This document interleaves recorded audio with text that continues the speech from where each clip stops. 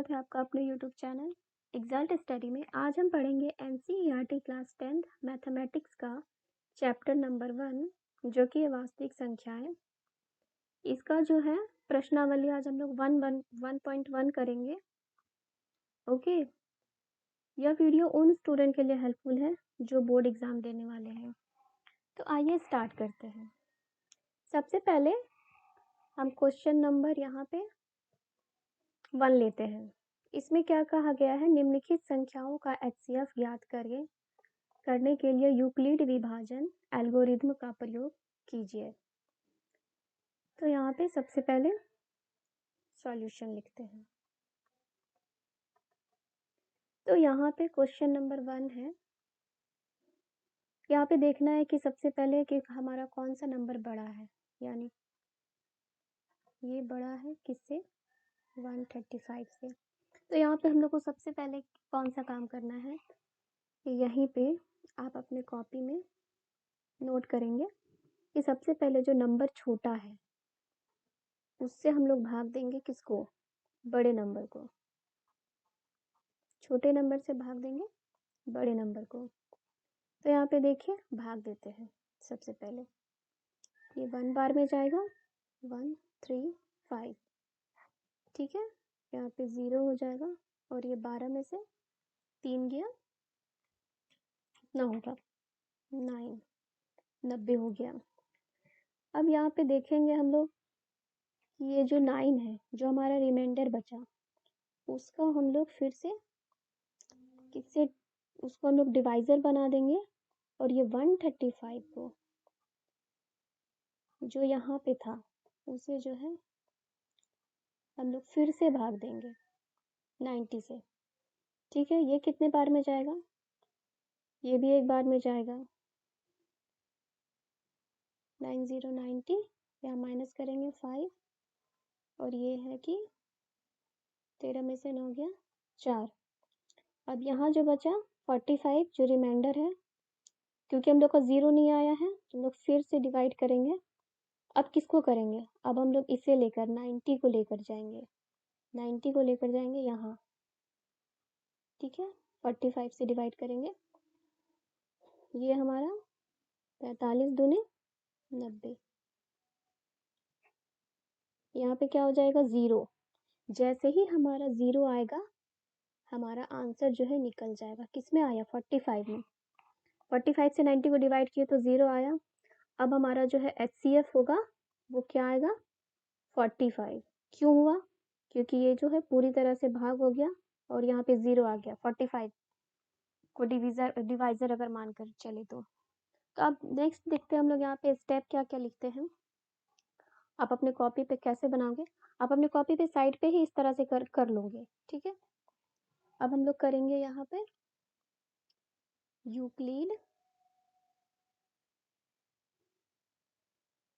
Euclid विभाजन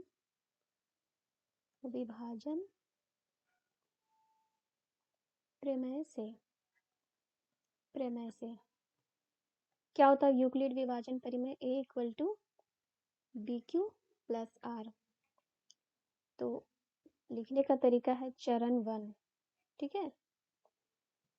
चरण 1 में होगा, चरण कौन कौन सा है, हम लोग यहाँ देखिए, ये स्टेप 1 हुआ जिसको हिंदी में बोलते हैं चरण। कितने स्टेप में गया, ये एक स्टेप, ये सेकंड स्टेप, फिर से हम लोग दोबारा भाग दिए, ये जो है थर्ड स्टेप, ठीक है। 3 बार हम लोग गए, तो 3 चरणों में जो है हमारा 0 आया। तो पहले सबसे पहले फर्स्ट चरण में क्या होगा, यहाँ पे देखिए हम लोगों ने लास्ट क्लास में पढ़ा था, इसको B मानते हैं, इसको A मानते हैं और इसको Q और इसको R, ठीक है। तो BQ, तो B हमारा क्या है, सबसे पहले A लिखेंगे। A जो है हमारा 2 2 5 है और BQ है, B 135 है, Q है हमारा इंटू में 1 + R है हमारा 90। ओके, ये कंप्लीट हुआ फर्स्ट स्टेप। अब चरण 2 में, चरण 2 क्या है हमारा, यहाँ पे A हो जाएगा 135 = 90, यहाँ पे जो 90 है वो फिर हमारा b हो जाएगा, 90 इंटू 1 प्लस 45, है ना, रिमाइंडर बचा 45। अब थर्ड स्टेप में हमारा जो हो जाएगा वो है 90 equal to 45 into 2 plus 0, remainder 0 आया। तो यहाँ पे लिखेंगे चूंकि शेषफल 0 व भाजक 45 है, तो इसलिए आप लोग नीचे इसके जस्ट नीचे लिखोगे HCF बराबर 45, है ना, ये हमारा आंसर हुआ। अब नेक्स्ट में आते हैं हम लोग, नेक्स्ट क्वेश्चन 196 और कितना नंबर है, तो क्वेश्चन नंबर 2 को लेते हैं हम लोग। क्वेश्चन नंबर 2 है, क्या था, 196 और 382220। एक बार हम लोग देख लेते हैं, 38220196, ठीक है। इसमें सॉल्व करेंगे सेम जैसे मैंने बताया। यहाँ पे जो सबसे पहले दिमाग में ये रखना है कि आपको सबसे कम वाले से सबसे बड़े वाले को भाग देना है ना, 220। अब हम लोग भाग देते कितने बार में जाएगा, 1 बार में लेते हैं, 2 बार में ज़्यादा हो जाएगा, ठीक है, 82 है ना, तो 196। अब यहाँ पे 12 में से 6 गया 6, 17 में से 9 गया 8, और ये 1, 186, ये 2 का 2, ये उतर जाएगा। अब कितने बार में जाएगा, 9 बार में जाएगा, 9 बार में जाएगा, क्या होगा, 4 6 7 1, ठीक है। 12 में से 4 गया 8, यहाँ पे 5, ये हो जाएगा 8, और यहाँ पे 9, सॉरी यहाँ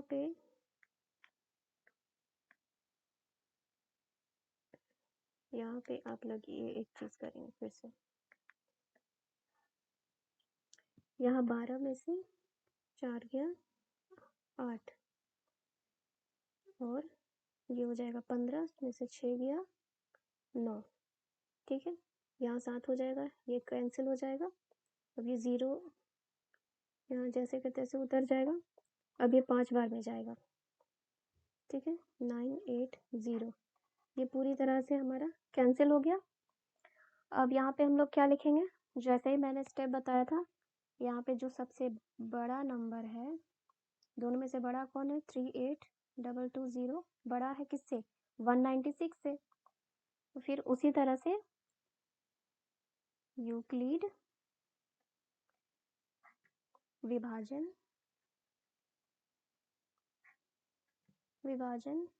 प्रमेय से क्या होता है, यूक्लिड विभाजन प्रमेय equal to BQ plus R, है ना। तो उसी तरह लिखेंगे, ए हमारा 38220 इक्वल टू बी हो जाएगा हमारा 196 इंटू 195 प्लस 0, रिमाइंडर आया, ठीक है। यहाँ पे आप देखोगे कि हम लोग ने सिर्फ एक ही स्टेप में, क्योंकि पूरी तरह से यह जो है, यहाँ पे रिमाइंडर कुछ भी नहीं आया था। जब रिमाइंडर आता है तो हम लोग बार बार रिपीट करते हैं, उस चीज़ को भाग देते हैं। यहाँ पे रिमाइंडर नहीं आया तो इसी से भाग देना है, 196 से, ठीक है ना। सारा डिजिट जब तक नहीं कटेगा तब तक हम लोग को डिवाइड करना है, ठीक है। तो यहाँ पे हम लोग देखेंगे क्या क्या लिखेंगे, चूंकि शेषफल 0 और भाजक जो है हमारा क्या आया, भाजक जो 196 है ना, तो इसलिए HCF बराबर हम लोग का क्या हो गया 196। ठीक है, आई होप आप लोग को ये समझ में आ गया होगा। अब नेक्स्ट क्वेश्चन देखते हैं हम लोग 3 नंबर। 3 नंबर में क्या है 186। नेक्स्ट हम लोग लेते हैं 3 नंबर। 3 नंबर में क्या था 867 और क्या था 255। ठीक है ना, इसमें भी वही चीज़ करना है। सबसे पहले एक बार क्वेश्चन एक बार देख लेते हैं 867 और 255। ठीक है, तो इसमें भी वही चीज़ करना है। सबसे पहले कम वाला कौन है 255, इससे हम लोग डिवाइड करेंगे किसको 867 को। कितनी बार में जाएगा 3 बार में जाएगा 765 कितना हो जाएगा 201। ठीक है, अब यहाँ पे रिमाइंडर हम लोग का बचा 102 102 बचा, इसको फिर से डिवाइड करेंगे 255 से, है ना। ये जस्ट यहाँ आ जाएगा, ऊपर आ जाएगा। ये कितनी बार में जाएगा 2 बार में, कितना आएगा 204। यहाँ पे 1 और ये 5। अब क्योंकि मेरा फिर भी रिमाइंडर 0 नहीं आया तो फिर से हम इस 102 को फिर से हम लोगों को डिवाइड करना होगा। अब कितने बार में जाएगा 2 बार में, 2 कम 2 और 10। देखिए यहाँ पे 0 आ गया, क्योंकि मैंने बताया था इसे B मानेंगे, इसे A मानेंगे और इसे Q मानेंगे, और ये जो हमारा R रहेगा। तो सॉल्यूशन में हम लोग कैसे लिखेंगे, देखिए लिखने का भी अपना अपना तरीका होता है, जिसको आप फॉलो करेंगे तो फुल मार्क्स मिलेंगे। 187 बड़ा है किससे 255 से, तो फिर उसी तरह लिखेंगे यूक्लिड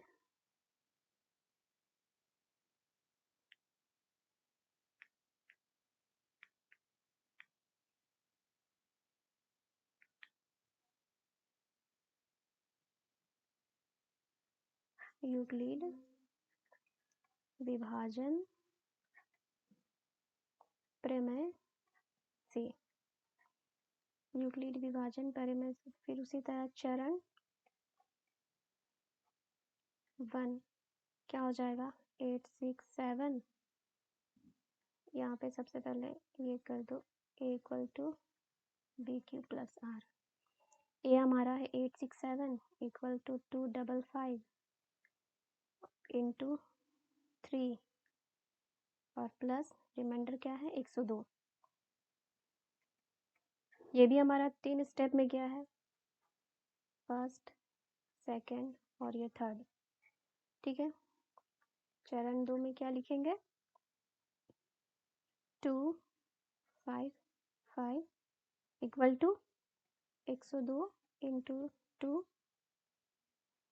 प्लस 51, है ना। चरण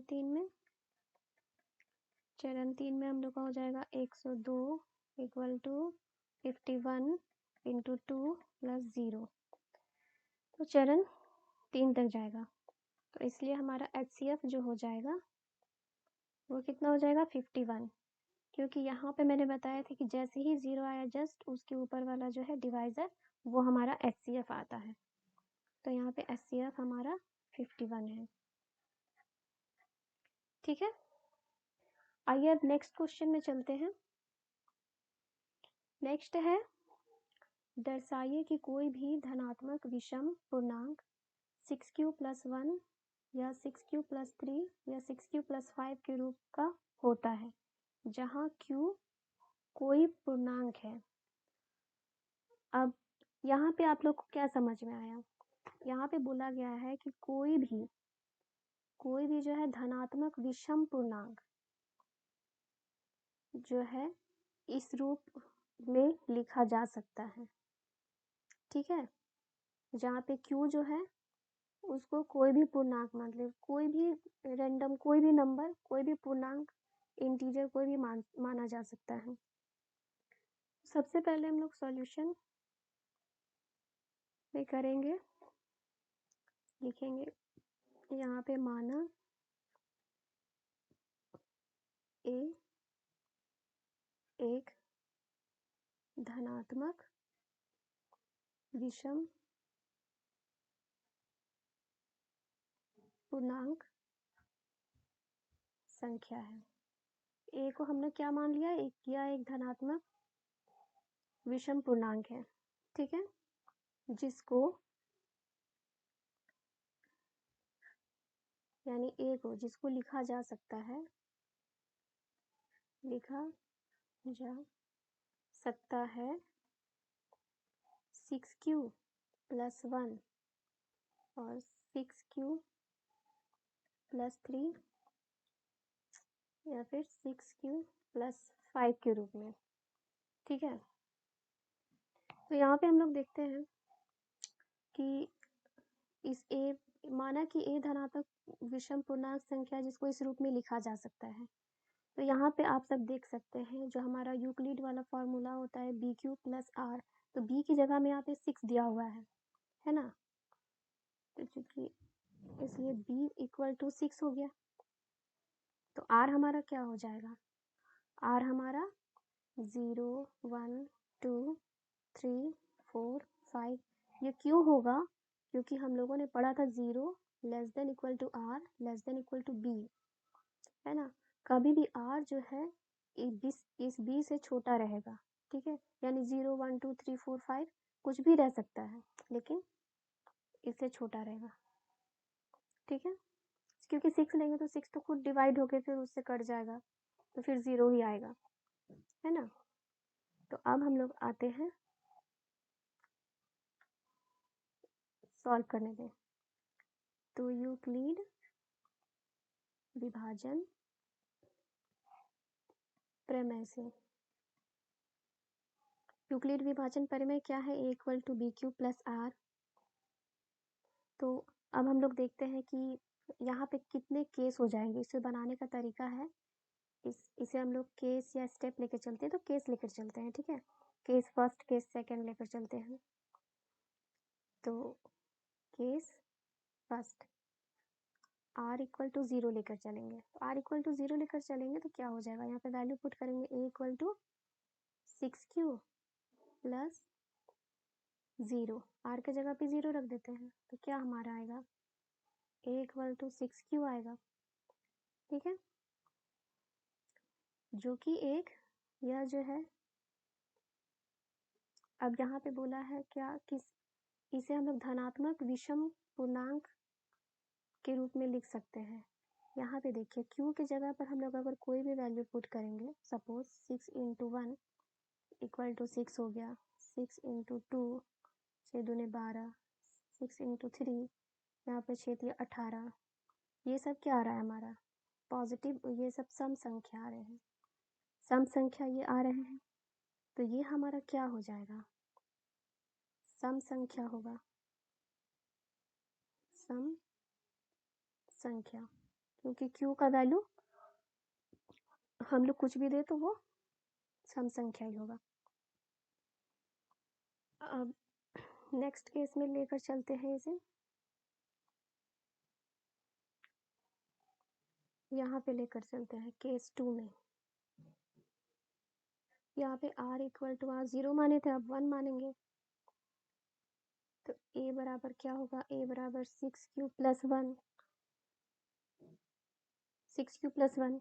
अब यहाँ पे देखिए 6 का वैल्यू अगर हम लोग लेते हैं 1 और ये प्लस 1, कितना हो जाएगा, 6 कम 6 प्लस 1 7, 6 इंटू 2 प्लस 1 6 12 और 1 13, तो ये सब हमारे क्या है, 6 दिया 6 इंटू 3 प्लस 1 इक्वल टू क्या है 12, 6 12 6 18 18 करो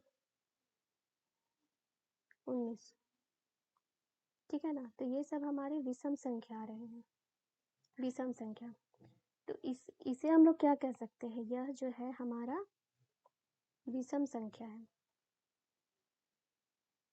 पॉजिटिव इंटीजर को हम लोग विषम संख्या के रूप में भी लिख सकते हैं। ये मैंने आपको समझाने के लिए इसे बताया, आप कंफ्यूज ना हो, ठीक है। तो यहाँ पे हम लोग लिखेंगे विषम संख्या। अब नेक्स्ट केस लेकर चलते हैं, केस 3, जिसमें R 2 लेंगे। तो उसी तरह से A = 6Q + 2 क्या हो जाएगा हमारा, ये भी हमारा सम होगा, सम, क्योंकि सम संख्या जुड़ रहा है, सम संख्या ही आएगा 6Q के साथ, और प्लस ये सम ही जुड़ रहा है, ये 2 जो है सम जुड़ रहा है, तो सम ही हो जाएगा ना, सम संख्या होगा। अब नेक्स्ट लेकर चलते हैं केस 4।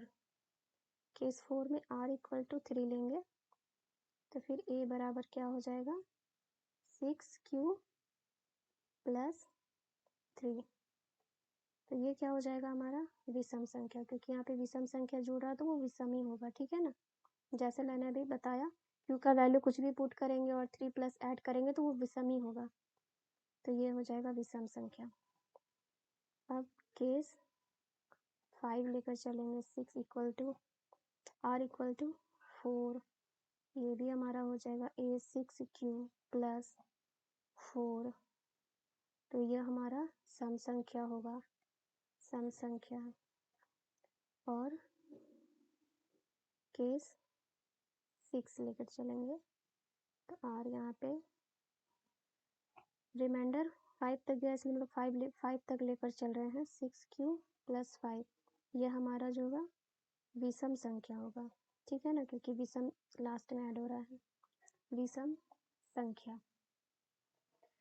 तो हम लोगों ने क्या देखा, यहाँ पे एक विषम संख्या आया है, पिछले वाला में तो केस 1 में जो था वो R = 1 है, उसमें तो सम संख्या आया था, केस 1 में सम संख्या है, तो ये कौन कौन सा हमारा विषम आया, एक ये आया, एक इसे इक्वेशन 1 मानते हैं, इसमें विषम आया, इसमें एक विषम आया, किसमें आया, इसमें, इसे हम लोग 2 मानते हैं, और किसमें विषम आया, इसमें आया विषम, ठीक है ना, इसे इक्वेशन 3 मानते हैं।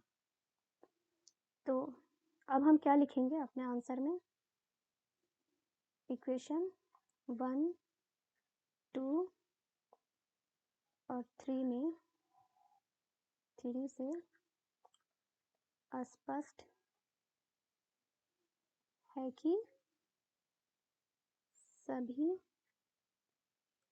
धनात्मक विषम पूर्णांक को क्या क्या लिख सकते हैं, 6Q + 1, 6Q + 3 और 6Q + 5 के रूप में लिखा जा सकता है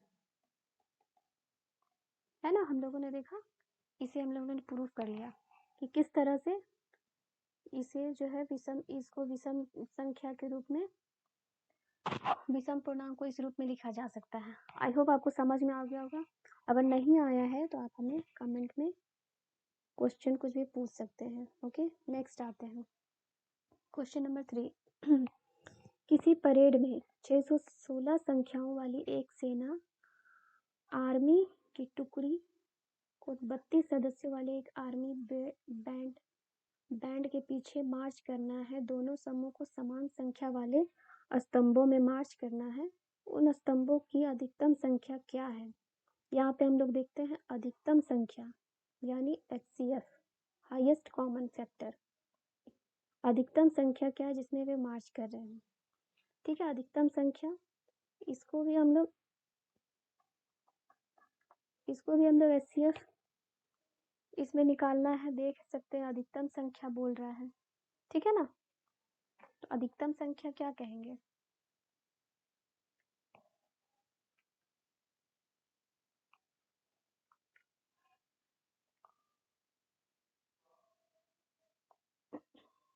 तो यहाँ पे अधिकतम संख्या कहा गया है कि HCF निकालना है, हाईएस्ट कॉमन फैक्टर। तो सबसे पहले जैसा मैंने बताया था कि सबसे पहले जो है, जो कम नंबर है, जो छोटी संख्या है, उससे जो है भाग देना है बड़ी संख्या को, है ना। तो कितनी बार में जाएगा? 1 बार में।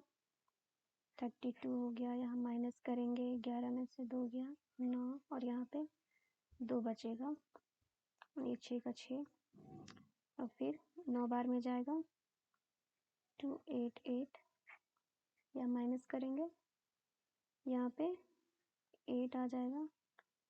अब यहाँ पे क्योंकि रिमाइंडर हमारा 8 बच गया, अब इस डिवाइज़र को हम लोग यहाँ ले आएंगे, बताया था ना मैंने। इस डिवाइज़र को हम लोग यहाँ लाएंगे और फिर से डिवाइड करेंगे, 8 चौके 32। तो हम लोगों का आंसर क्या होगा? तो जहाँ मैंने कहा था कि जहाँ पे 0 आएगा वही मेरा HCF है, तो HCF मेरा क्या आया? यहाँ पर 8 आया, ठीक है। तो यहाँ पर HCF हमारा जो है 8 आया है आंसर, ठीक है ना। अब नेक्स्ट क्वेश्चन में चलते हैं हम लोग। यहाँ पे देखते हैं क्वेश्चन नंबर 4। क्वेश्चन नंबर 4 में क्या कहा गया? यूक्लिड विभाजन परिमेयिका का उपयोग करके दर्शाइए कि किसी धनात्मक पूर्णांक का वर्ग किसी पूर्णांक m के लिए 3m या 3m+1 के रूप का होता है। या संकेत भी दे सकते हैं, या मान लीजिए कोई धनात्मक पूर्णांक है, इस तरह से लिखा गया है। तो आइए इसे हम लोग सॉल्व करते हैं। इसे सॉल्व कैसे करेंगे? तो सबसे पहले हम लोग जानते हैं कि यहाँ पे कहा गया है कि यूक्लिड विभाजन का प्रयोग करके, तो इसे सॉल्व करते हैं। सबसे पहले हम लिखेंगे माना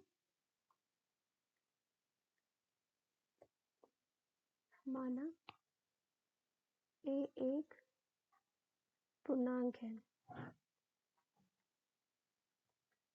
जिसको 3m और क्या लिखा हुआ है, या 3m+1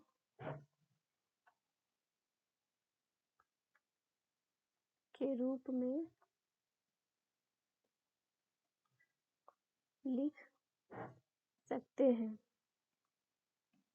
तो यहाँ पे क्या हो जाएगा? यहाँ पर जो है ये b हमारा 3 हो जाएगा, क्योंकि यहाँ 3m+1, ठीक है ना। यहाँ पे 3q+1, इस तरह से यहाँ पे हिंट दिया गया है। तो bq+1 होता है, तो इसलिए हम लोग b यहाँ पे 3 लेंगे। और r क्या होगा? इसलिए r इक्वल टू 0 1 2, वो तो मैंने बताया था, 0 less than equal to r less than b कितना है? 3। ये जो है 3 से जो है कम ही होगा हमारा r। उसी तरह हम लोग यूक्लिड विभाजन प्रमेय से क्या होता है? a इक्वल टू bq+r, ठीक है। तो अब हम लोग सॉल्व करेंगे उसी तरह जैसे मैंने बताया। यहाँ पे केस 1 लेंगे, r बराबर क्या हो जाएगा? 0। तो a हमारा होगा 3q+0, तो a हो गया कितना? 3q, ठीक है ना। अब इसे हम लोग स्क्वायर करते हैं, क्योंकि यहाँ पे क्वेश्चन में दिया गया था। तो यहाँ पे देखिए धनात्मक पूर्णांक का वर्ग किसी पूर्णांक m के लिए 3m या 3m+1 के रूप में होता है, तो इसका वर्ग करना है। तो क्या लिखेंगे हम लोग? स्क्वायर करने पर, स्क्वायर करेंगे a स्क्वायर 3q का whole square, a square equal to क्या हो जाएगा? 9q square. तो अब हम लोग यहाँ से 3 कॉमन ले लेते हैं, तो 3q स्क्वायर। तो यहाँ पे मान लेते हैं let 3q square equal to 1 equal to m, sorry. तो यहाँ पे a square equal to 3m हो जाएगा, ये स्मॉल m ही होगा, ठीक है ना। क्यों होगा? क्योंकि यहाँ पर हमारा जो है m के फॉर्म में लाना है, ठीक है ना, m के फॉर्म में लाना है, इसलिए हम लोग उसको m मान लेते हैं। अब नेक्स्ट हमारा है और एक तरीका है 3m को समझने का कि यहाँ पे जो है q की जगह पे जो m लिखा गया है उसे हम कुछ भी वैल्यू लेते हैं तो वो पॉजिटिव इंटीजर ही आता है, कोई भी नंबर लेते हैं तो वो पॉजिटिव इंटीजर ही आता है, ठीक है। इसलिए हम लोग q की जगह m मानेंगे, इसलिए अगर q का वैल्यू अगर m लेते हैं तो भी वो पॉजिटिव इंटीजर ही होगा। तो नेक्स्ट देखते हैं केस 2। केस 2 में r इक्वल टू 1 हो जाएगा, a equal to 3q plus 1। तो इसे भी वर्क करने पर स्क्वायर करने पर तो यहाँ पे हमने देखा कि स्क्वायर करने पर a स्क्वायर इक्वल टू, इसे स्क्वायर करेंगे 3q प्लस 1 को स्क्वायर करेंगे तो क्या होगा हमारा ये a प्लस बी के फॉर्म में आ जाएगा। क्या होगा? a स्क्वायर यानी 3q स्क्वायर प्लस यहाँ पे 1 स्क्वायर प्लस क्या होगा? प्लस होगा 2ab होता है 2 3q इंटू बी यानी 1। तो क्या हो जाएगा हमारा? यहाँ पे एक मैं लाइन दे देती हूँ क्या आप लोग को समझ में आए। यहाँ पे हो जाएगा 9q square plus 1 plus 3 6 q। तो यहाँ पे 3 कॉमन ले लेते हैं, है ना, 3 कॉमन ले लेंगे तो यहाँ पे क्या बचेगा? 3q square plus 2q plus 1। तो अब यहाँ पे देखते हैं, यहाँ हम लोग क्या लिख सकते हैं? 3m plus 1। क्यों? क्योंकि 3q स्क्वायर प्लस 2q को हम लोगों ने माना है, एक मिनट, यहाँ पे हम लोगों ने माना है स्मॉल m। तो 3 और इसका वैल्यू जो हो गया ये m प्लस 1, ठीक है। ये तो मैंने अभी बताया ही, ये इक्वेशन 1 हो गया, ये इक्वेशन 2 है। ये अभी मैंने बताया ना कि कोई भी पॉजिटिव इंटीजर को अगर लिया जाए तो उसे कोई ना कोई नंबर या इंटीजर आएगा ही आएगा, इसलिए q की जगह हम लोग m का यूज़ किया है क्योंकि क्वेश्चन में भी m के फॉर्म में लिखना है। अब नेक्स्ट है केस 3। यहाँ पे r हम लोग, अब r हमारा क्या हो जाएगा? यहाँ पर r हो जाएगा 2। तो क्या हो जाएगा? तो यहाँ पर a हो जाएगा a equal to 3q plus 2। तो यहाँ भी है, स्क्वायर करेंगे 3q प्लस 2 को होल स्क्वायर करेंगे तो a plus B whole square के फॉर्म में आएगा। वो फॉर्मूला आप लोग जानते हैं ना, a plus B whole square का फॉर्मूला होता है a square plus B square plus 2ab, ठीक है। इसी फॉर्मूले में हम लोग रखेंगे तो क्या हो जाएगा? यहाँ पर देखिए 3q का होल स्क्वायर प्लस 2 का होल स्क्वायर प्लस 2ab, है ना।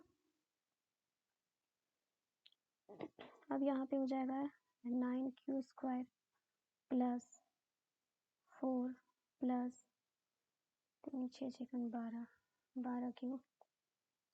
तो यहाँ पे 9q square plus 12q plus, इसे हम ऐसे लिख सकते हैं 3 प्लस 1। अब हमारा यहाँ पे 3 हम कॉमन लेंगे तो 3q स्क्वायर प्लस 3 चौके 12 क्यूब +1 अब हम लोग इसको भी स्मॉल m लिख सकते हैं, ठीक है, स्मॉल m +1। तो ये हमारा हो गया इक्वेशन नंबर 3। तो हम लोगों ने देखा कि 3m + 1 इस फॉर्म में लिख सकते हैं, ठीक है। आई होप आपको ये इतना समझ में आया हो। नेक्स्ट हमारा है क्वेश्चन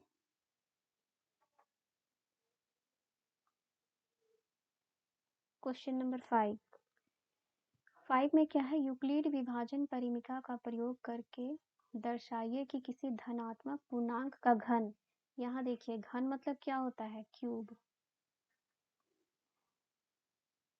घन 9m + 1 या 9m + 8 के रूप का होता है, ठीक है। इस फॉर्म में हम लोग कैसे लिख सकते हैं, वो कहा गया है क्यूब का यूज करके।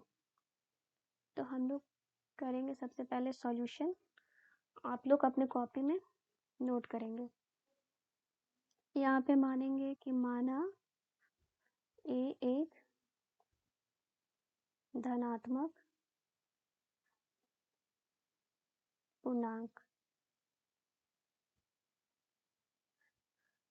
पूर्णांक है जिसको 9m + 1 या 9m + 8 के रूप में लिख सकते हैं।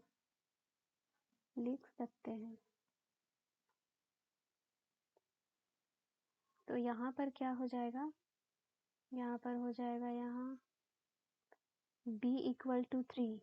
b = 3 क्यों लेंगे, क्योंकि यहाँ पर 9 है, ठीक है ना। 3 का स्क्वायर करेंगे तो 9 आएगा, या फिर क्यूब करेंगे 27 आएगा। तो इसलिए हम लोगों ने सोचा यहाँ पे b = 3 लेते हैं, वो ज़्यादा सही रहेगा। तो r क्या हो जाएगा हमारा, r हो जाएगा 0 1 2, जैसा कि हम लोगों ने जाना कि 3 से कम ही होगा, b से कम। तो यूक्लिड विभाजन क्या होता है, a = b³ + r, ठीक है ना। तो यहाँ पर हो जाएगा 3³ + r। तो अब हम लोग केस लेकर चलते हैं। केस फर्स्ट, r = 0, a हमारा हो जाएगा 3³ + 0, तो क्या हो गया 3³ अब यहाँ पर है कि क्यूब करने पर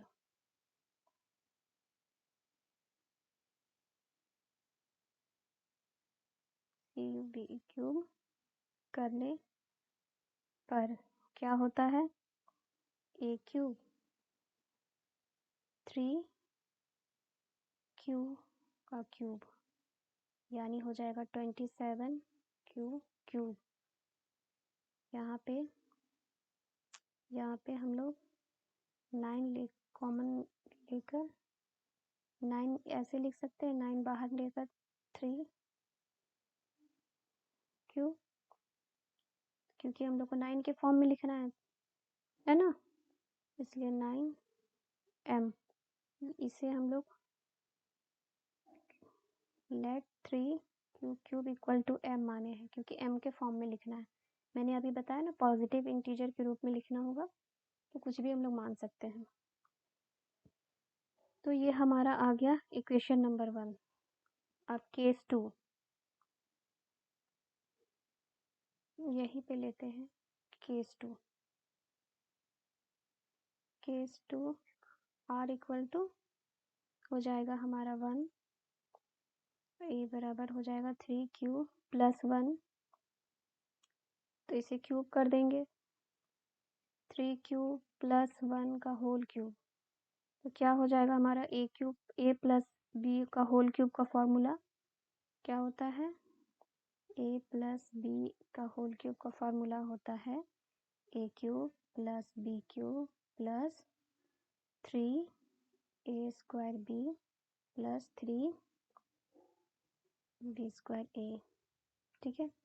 इस फॉर्म में हम लोग रखेंगे तो क्या हो जाएगा, यहाँ हो जाएगा 3q का होल क्यूब प्लस 1 का क्यूब प्लस 3ab, यहाँ पे 3 होगा, ठीक है। 3 का whole square into 1 plus 3 square 3q, ठीक है। यहाँ पे हो जाएगा 27q, 3 का जो होल क्यूब होगा 27 होगा, 3 3 9 9 27 क्यूब प्लस 1 का क्यूब प्लस यहाँ पे 3 छुपा हुआ है, यहाँ पे 3 आप लिख लेंगे, ठीक है। यहाँ 9 9 27, 3 का स्क्वायर 9 और 9 27, 27 क्यूब नहीं 27 स्क्वायर होगा, सॉरी, और प्लस 9 क्यूब, यहाँ पे कॉमन ले लेंगे 9, यानी 3q cube plus 3q square plus cube और ये प्लस 1, इसे भी हम लोग मान लेंगे m, तो 9m प्लस 1, ठीक है। नेक्स्ट आते हैं हम लोग केस 3 में, r इक्वल टू 2, तो a equal to 3q plus 2, तो a का क्यूब करेंगे तो क्या हो जाएगा 3q प्लस 2 का होल क्यूब, यानी 3q का whole cube, a cube plus b cube यानी 2 का cube plus 3a square b यानी 3q का whole square into 2 plus 3ab square यानी 3ab स्क्वायर,